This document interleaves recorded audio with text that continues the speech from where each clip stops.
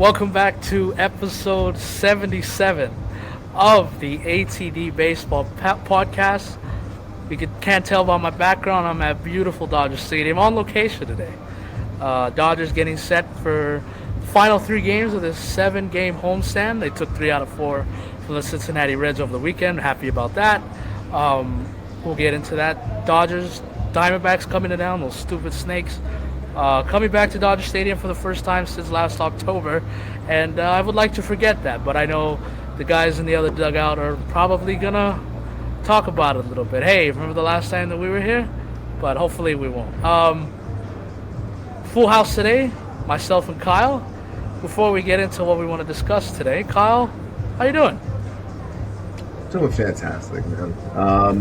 I work in a school district, so I'm now getting towards the end of the school year. Things are kind of ending up there for me. Great to hear that. Which means it's full baseball from here on out. It's full around the diamond. It's full Yankees baseball. This is where my peak happiness comes into play. And I've touched on this plenty of times. My mood pretty much goes off of the Yankees, so I am doing fantastic right now on that forefront. Other than that, Melo, live from Dodger Stadium. We love to see it. Beautiful Dodger Stadium. Yes. We'll flip the damn thing around. Look at Look at that. We have to. Doesn't get any better than this. Right? Oh, man. Doesn't get any better than this. Cool. I will be out there soon. Yes. We can't wait to have you. Topics that we're going to discuss today. David Fletcher. So this was breaking news. This was news that broke, I think, over Friday. No, this has nothing to do with Ohtani, so don't even bother trying to spin it. We'll get into that. We got Cardinals City Connect uniforms that, again, came out over the weekend. Kind of a question because, again, I just saw Elly Cruz over the weekend. He was fun for one night, and then he sucked Friday through Sunday. He's at around 30-something stolen bases. And on pace for 100. Yes, and that's the question that we have. Can he and will he hit 100 stolen bases this season? And, of course, lastly and not least, we're going to do our team. Give you a little update on our teams, Dodgers and Yankees. Love to hear it. So let's get into this. David Fletcher. So this was news that happened over the weekend. It turns out that he was also going to the same bookie that Ohtani's interpreter, Ippei Mizuhara, finally got his name down. He was going to the same bookie and to the same, I guess, illegal gambling site as he was. Now, they did say right off the bat that he did not bet on baseball, allegedly. But, of course, MLB has to do their investigation. They announced today that they were going to open up an investigation. At what point when do you get to a point where it's like, this is not an Ohtani thing, this is an Angel thing? Because this was happening when David Fletcher was a part of the Angels organization. Obviously, Ippei Mizuhara started this gambling thing when he was a part of the Angels.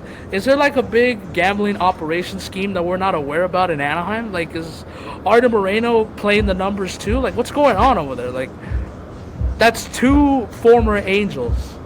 Well, an interpreter and a former player who were part of the Angels organization. They are now being it's now out in the public that they were allegedly gambling. Now, Ippei said it was true, and he pled not guilty. And David Fletcher, they just opened an investigation. However, they both said that it was not on baseball, which I guess is good. I mean, it is good, because obviously you can be thrown out. But they got to take it easy on this gambling stuff. What the hell's going on here? It's a never-ending thing with this. That's my 2 cents. Yeah, and I think you said it perfectly. It's a never-ending thing, right? So my whole like thought process when this whole David Fletcher news came out, obviously that makes two now. It makes Ippei and Fletcher. The way I look at it is this going to spiral more, right? Because we're hearing about Fletcher, we're hearing about Ipe. Otani's rumblings were in there, but as of now, he's safe. He's clear, whatever. It was just because he was tied to Ipe.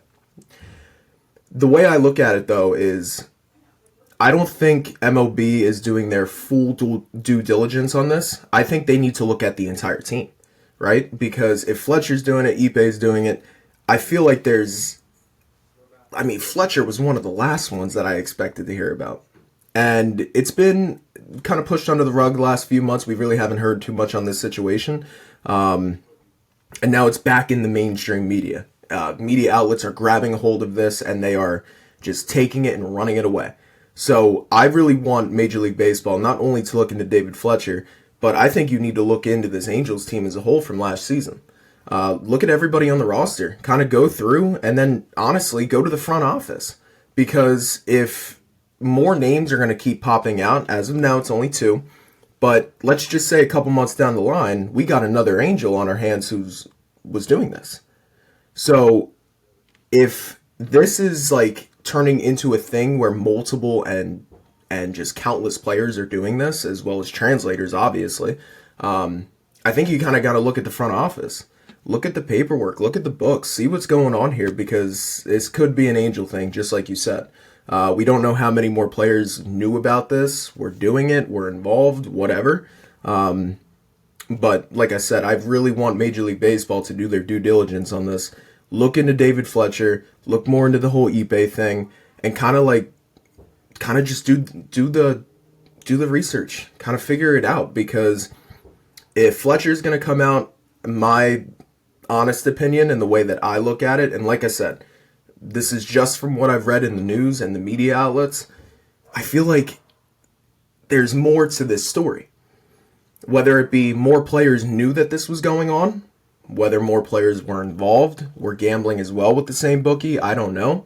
But just the way I look at it, I feel like there's a little bit more to this story that's not being told. And, maybe Major League Baseball just doesn't know about it because it hasn't come forefront yet.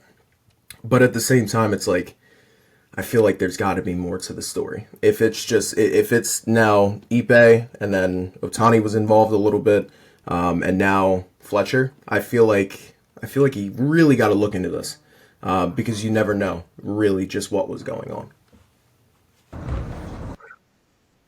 Angel fans were so quick to throw Otani under the bus just simply because he was not on their team anymore, and they left them this past winter.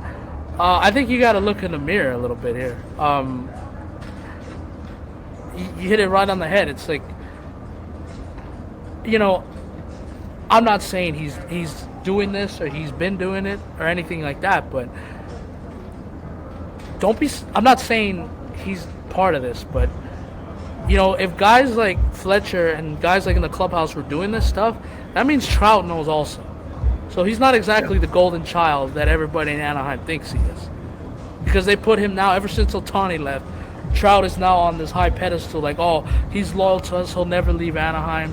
He wants to win, he wants to take the hard road. It's like, wait a minute, there might be something bigger than baseball that we're not aware of. And I think just everybody in Major League Baseball has to look at the bigger picture. Is this an Angel thing? I mean, to be honest with you, if you're an Angels fan, at what point is it like, hey, we hope Artie Moreno's name is in this, just so they can throw him out as an owner and they can kind of start over and move this franchise forward? At what point do you start hoping that, hey, I hope Artie Moreno's was messing around with the bookmakers a little bit? I mean, that's definitely a way to look at it too. I'm not going to come out here and say Mike Trout knew what was going on, because we don't know if he does. But it's just the fact of, you can't help but think that, right? Fletcher's name is now out there, which means, my whole thing is, throughout the season, right, it's a full 162. Baseball has the longest season out of the 4 major sports. You are with these guys more than you are your family, right? You are on the road with these guys. You learn to get to know them on such a personal level. And my thinking is, if Fletcher was doing it, he was a player. He's in that clubhouse day in and day out, right? I don't know if he was, over at his locker, on his phone, placing some bets here and there. I just feel like now that a player is now involved, there could be more to this to where other players kind of knew about it but didn't really say anything. I don't know if this is going to turn into like something like the 2017 Astros all over again, to where like the whole locker room knew about it and even the coaching staff and everything like that.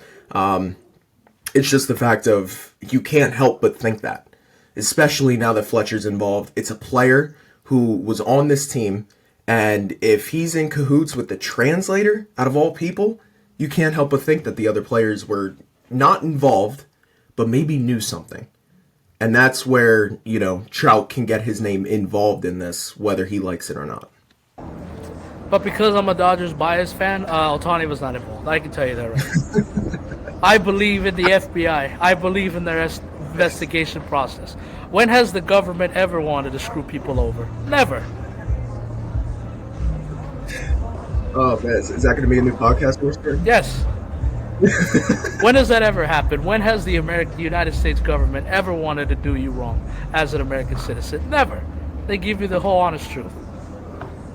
I will say that on the Ohtani forefront, I don't think he was involved. I think he's pretty much as good as cleared, unless, this is the big unless, he knew what was going on in that clubhouse. And until we get further details of the Fletcher situation, and if there's more players that either come out on their own or MLB finds out about it, like they did with Fletcher, Ohtani may have knew about it, but I'm not. Do I think he was betting? Absolutely not. I don't think he would ever put his craft in jeopardy like that. I really don't think he would. I agree. All right, enough sports gambling. Moving on, St. Louis Cardinals released their City Connect jerseys. Again, I think they were leaked out over the weekend, and then they were confirmed a couple days. Pretty much all of them. Yeah, they've all been leaked like that. I know when you text me the other day, I wasn't feeling them as much, but I think the more and more I look at them, kind of growing on me. Not gonna lie. I'm not feeling the hat.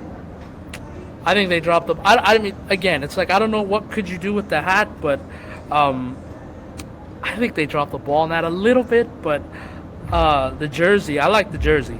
The Lou, I like it. Has that kind of beautiful dark cardinal red. They kind of got like some, like kind of pinstripes and stuff. If you look like zoom in clearly and zoom in a little bit, I like it.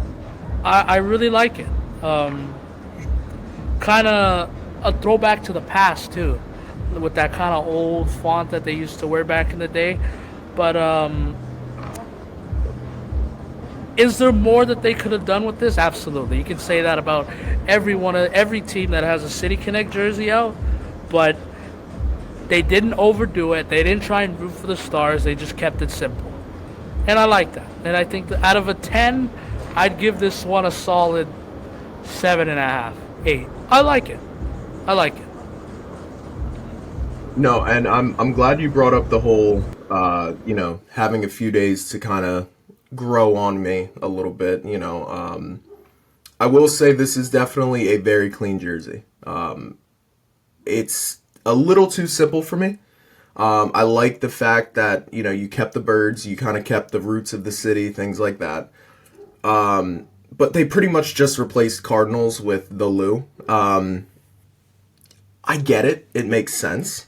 But these have grown on me. I don't have too much to say, really.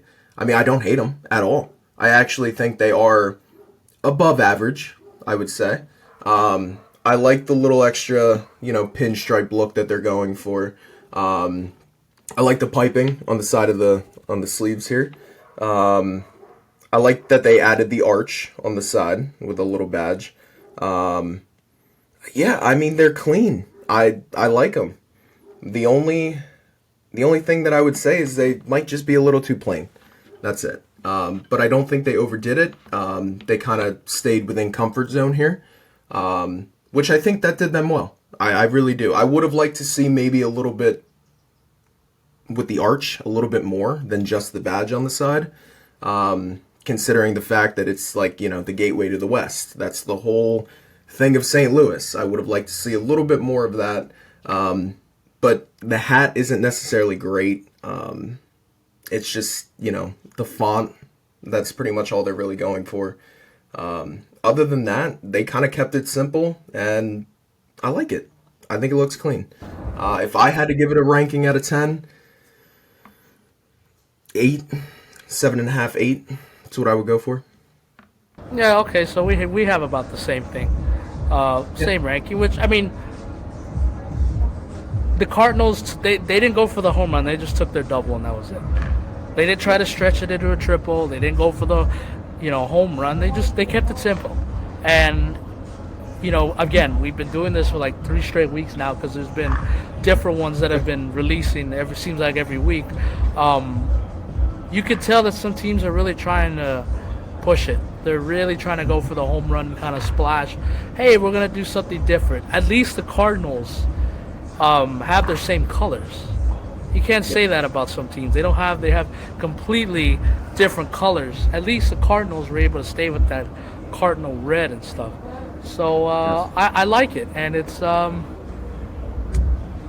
be nice to see that. I think every team in that division now has their City Connects.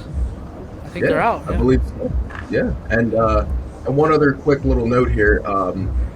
The Cardinals are a very historical franchise, right?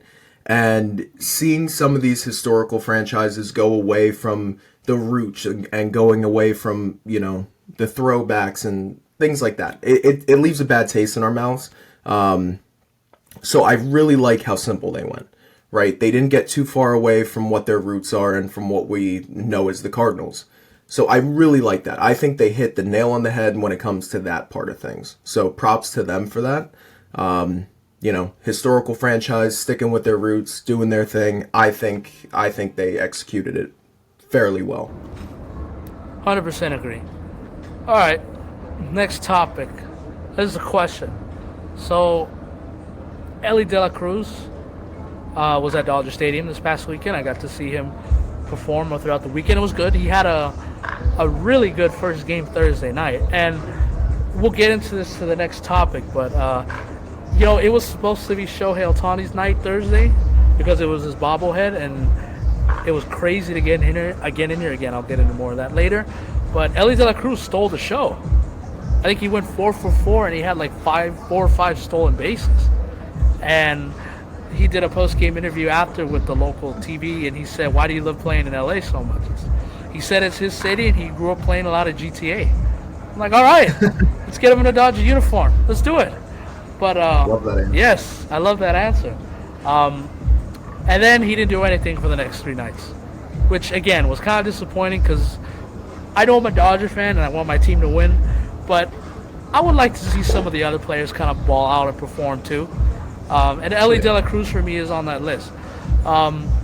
He is currently, and shame on me again for not having this up and ready. He is currently at, I believe, 34 stolen bases. I could be wrong on that, but I'm gonna find it right now. Yeah, and while you're doing that, I will say this: the Cardinals. Cardinals talk, whatever. The Reds are currently leading all of baseball in stolen bases. This was the graphic that we put up yesterday, I believe it was. This and wouldn't be shocked if half of them came from Elly de la Cruz, to be honest with you. So he is exactly at 30. He's exactly at the 30 mark. He is on pace to get 100 stolen bases. And it's crazy that, after last year, Ronald Acuna's historical 40-70 season, it was like, okay, well, we're never going to see that again. If not, we're not going to see it for a while. And now the following year, here comes Elly de la Cruz, almost to the halfway mark of 70. So I think now it's a good question to be asked. Will he and can he get to 100? Kyle, you can go first on this one. If there's one player in baseball that I'd be willing to bet can do this, Mark, and it's Elly De La Cruz. This has not happened since 1987 when Vince Coleman did it.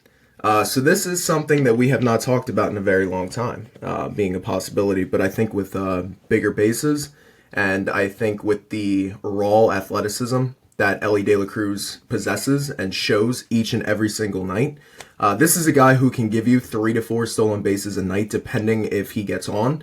And to be honest with you, I'm kind of rooting for this guy to only hit singles here. I want him, walking. I want him hitting singles, just a little blue pit, get him on base and see what he does around these bases. I think it is so electric what this kid is bringing to the game. I absolutely love it. Elly De La Cruz is one of the most electric players in baseball when he is on. We saw it the other night. You kind of touched on it playing your Dodgers. This is a guy who I think could hit this mark. It's going to be unbelievably hard.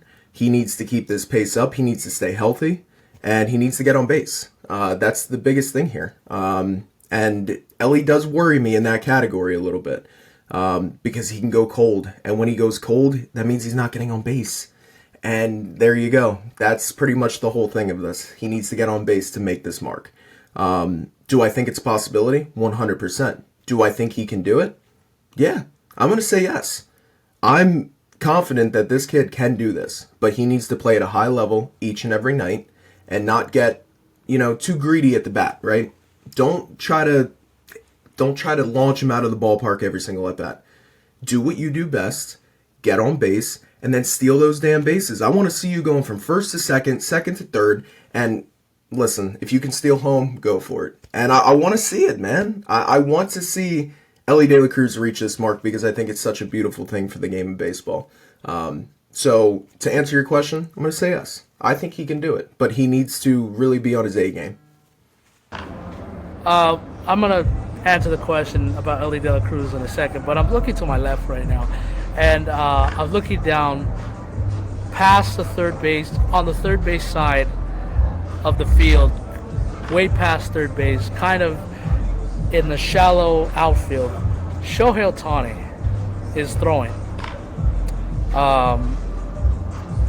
Looks good to me. Now he's not throwing from 90 feet. He's probably throwing from about maybe 45 feet, maybe a little less than that. But okay, the coach is starting to get some distance now. I like that. I like what I'm seeing. Fuck it. Beautiful. Fuck it. Put him in now. Can he start tomorrow? Let's do it. It's a beautiful thing. Yes, but anyways, getting back to the topic at hand. Not only is Elly De La Cruz going to hit 100 this year, I will tell you exactly when he's going to do it. So, and I know I have a knack for this because I got the Pujols 700 home runs correct a couple years ago. I said it was going to be here at Dodger Stadium, and I got it right. So here we go, 2 for 2. Second to final week of the season, the Reds have a 3-game series at home against the Atlanta Braves. I mean, what better team to do it than the Atlanta Braves? And after seeing what Ronald Acuna Jr. did last year, I think he's going to do it somewhere between that 3-game series. I think he'll do it September 18th. And hopefully Acuna will be in right field, and hopefully he'll be a nice guy about it and give him a hand. Hopefully he won't be a sore, even though he'd have him beat by 30 stolen bases. But I think he's gonna do it. Yeah, and you hit it right on the head. He just has to stay healthy, and he just has to get on base. Just draw a damn walk. Draw a walk and let your speed do the talking. And see, it's the stuff like what happened over the weekend that could scare you if you're trying to get to 100, because he left at least another maybe 3 to 4 stolen bases. Either he got thrown out, or yesterday the game went into extra innings and he made the last out in the 9th inning, which means by rule he has to start the extra innings on second base. So he was on second base. Now part of it is the Reds lineup is just not that good, and they're not hitting well right now.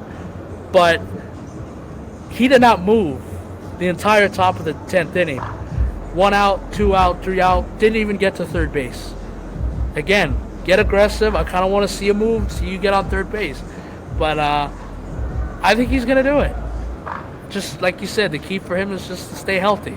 And that might be the highlight of this Reds season because it's not going well for them so far. They had a bad 3-game stretch here in LA, and they kind of haven't gotten off to the start that I think that everybody was expecting them to. But just keep an eye on that for Elly De La Cruz. See, and one other topic I wanna kind of bring in here. I don't want coaching staff to kind of get involved with this whole record thing here. Kind of go away from the fundamentals of baseball a little bit, right? You have a guy like Elly De La Cruz who is in your lineup, and if he gets on base and with his speed, I think the most exciting part of Elly's game is his base running. I love to see it. I think all baseball fans love to see Elly De La Cruz potentially stealing bases. He can do it at ease, and he's probably going to lead the majors. He's, from you and I think he's going to break this record. So I think he just needs to kind of, him and the Reds coaching staff needs to get on the same page here, right? Because especially if the Reds kind of fall out of contention a little bit more, just let him rock, man. Let him do his thing. Don't get cute on the base paths. If Elly's on first, you better be getting that single to go to second, and go to third. Like, that's what I really want to see from this Reds team and from Elly De La Cruz. I don't want coaching staff to get involved. Let Elly do his thing. And I think magical things can happen when you allow that. Completely agree. I'm glad you mentioned that about the coaching staff. All right, last two things, then we'll get out of here. Dodgers take 3 out of 4. I mentioned it earlier from Cincinnati. Was not fun Thursday night.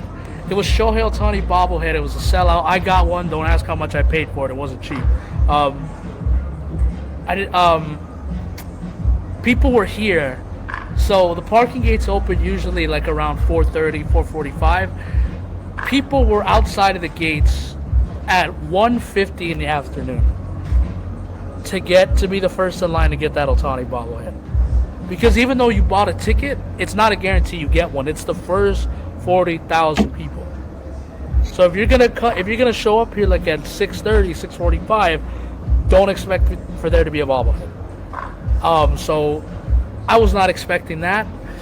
Full house here. It was like 53,000. That's the most largest attendance for any baseball game this season, and it was the largest Dodger crowd since 2019, which is crazy because they've had a lot of good nights here since between now and then.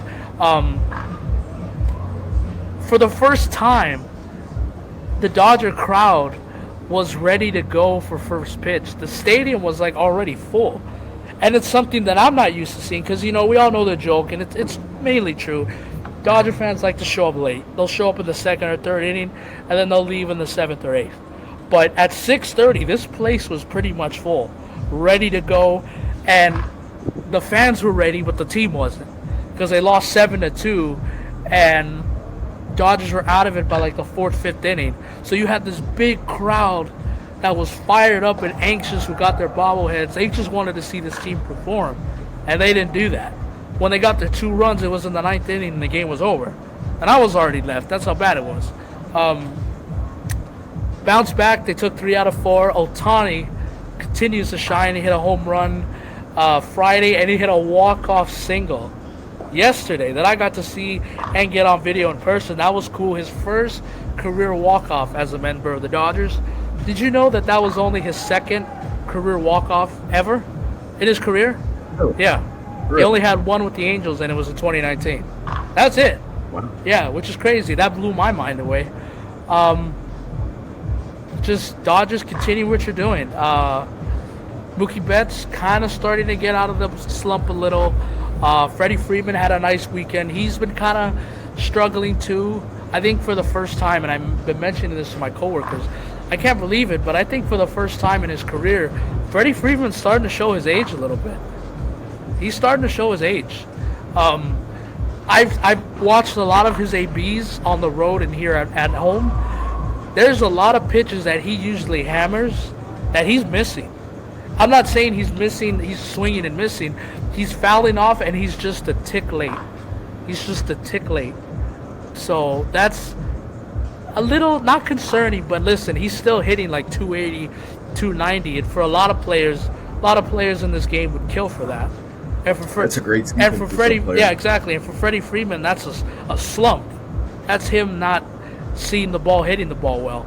But Dodgers take 3 out of 4 from Cincinnati. They did what they were supposed to do. Fun weekend to be here. It was Will Smith bobblehead day. Yesterday was Teachers Appreciation Day, and the first installment of Viva Los Dodgers, which, if you don't know what that is, it's basically a big freaking fiesta where they'll bring the mariachis. They'll have different music. It's fun. It's fun on a Sunday. And then Friday they had the fireworks, and Otani did his thing, and it was great. Dodgers took 3 out of 4. Continue what you're doing. You got the Diamondbacks coming in, Yamamoto tonight. Continue that stretch, and they're at 34 wins right now. Keep going. And that's my little Dodger update. What about the Yankees? There you go. And I will say, if you got anything on the Dodgers, go for it. I will say, I saw May 17th is now a day that is close to every Dodger fan. Yes. It's Shohei Ohtani Day in LA. I was ready to go down to City Hall and celebrate myself, goddammit. I love to hear it. Yes. Yeah, so Yankees, man. I put up a video, I believe it was either yesterday or the day before, whatever it was. I put up a video on the story, and I said to all of our followers, this is the most confident that I've been in a Yankee team since 2019. And I have said to you plenty of times before that 2019 team, I thought that was it. I thought that was our, that's when we were going to turn the curve. 10 years later, it felt something, right? And it ended in heartbreak. We all know that. But this is the most, yeah, there you go. See? Perfect. This is the most confident I've felt in the Yankee team in a very long time. Is it premature? Maybe. Am I going to over-exaggerate about it? Of course I am, Amy. I'm a Yankee fan. Come on now. At the end of the day, though, the Yankees are currently on a 7-game heater. They swept Minnesota. They swept Chicago, the White Sox. And they took 2 out of 3 from Tampa Bay in their last 10 games or so. They are currently playing the Mariners right here, right now. They're winning 2-0 on a Verdugo double. Love to see that. I have some pretty damn good things to say about Aaron Judge, as I always do. And listen, I think you, more than anybody on this earth, knows how much Aaron Judge means to me and how much I will always defend that man, no matter what. And, for all the people who were saying, send him down, things like that, I say this every week, and I'm going to continue to do so. What morons. Because, man, yeah, exactly. See, that's what I'm saying. And I'm going to continue to do so, because this man just won AL Player of the Week, deservedly so. 7 runs, 5 doubles, 3 home runs, 5 RBIs, 7 walks. He's hitting 500, 10 for 20, that is. His on-base percentage, .630, and he's slugging over 1,000. That's in his last 6 games, by the way. Judge is doing his thing. It's honestly a beautiful sight to see. He went 4 for 4 the other night. He got our player of the game. Hit a home run and 3 doubles. That was just absolutely beautiful to see. Juan Soto, there's not much I have to touch on with him. He's doing his thing. Alex Verdugo continues to rake in a Yankee uniform. Love to see it, and he's bringing the energy. Stroman's currently on the mound for the Yankees tonight. I love to see what they're doing with the pitching staff. And one little thing here before I end this spiel. Luis Gil, I want to touch on him here. Luis Gil's fastball has all the makings of a Garrett Cole fastball. He passes the eye test on every single level. This kid can easily, I believe he's up for Rookie of the Year, actually. This kid could easily be a mainstay in this rotation. However, my one little worry here is the fact that when Garrett Cole does come back, he might be the odd man out, just because of the other guys who are in that rotation. But Luis Gil, I absolutely love what I'm seeing from him. He's going out there each and every single night. I believe, don't quote me on this, but I do believe he has the lowest ERA between any Yankee at the moment. And he's been up with the club, man. He broke camp with us, and he took over that fifth spot in the rotation. Yeah, that's what I have on the Yankees. I mean, they are doing their thing. I love to see it. They just got to keep it up. As of now, they have the best record in the American League, second best in Major League Baseball. Yeah, I love what I see. I really don't have any complaints here. Garrett Cole, he's facing live batters tomorrow, so that's a good note on him. Definitely some positive coming out of Yankee camp.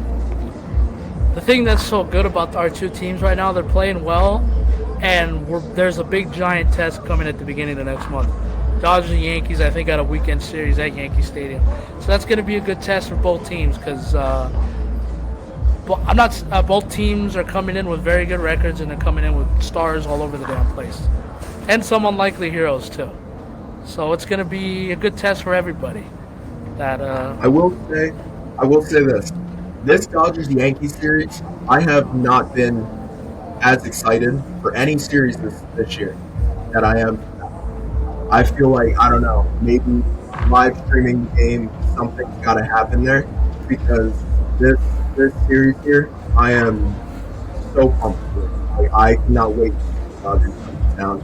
It's been a minute since you guys came to New York. It has been a minute, so I'm very excited to see how that Bronx crowd gets, especially with an opponent like the Dodgers, which would probably be our biggest test of the season. So I'm extremely excited for it. I cannot wait. I think it's going to be electric. I'd love to get up there, but I'm going to tell you something. Those ticket prices, oh boy. Not cheap. That's, not at all. That's a whole different ball game. But no, I definitely think we might have to have something in the works there, because when I tell you I don't think I've been this excited for a series in a very long time, it's going to be electric, man, and I can't wait for it. Definitely, me too. Ohtani is done throwing. Of course, you got every Japanese reporter and camera behind him, and he's going to the dugout. He's done for the day. We'll see him in about maybe another 2.5, 3 hours for his first AB. But Kyle, if you don't have anything else, I think that's it. I think we're done. I do not. I think so. Another successful episode in the books. Yeah, can't wait, man. Let's keep this going. Let's do it. All right. That's it for episode 77. We'll see you next week. I'll be back in my dungeon. Dodgers will hit the road.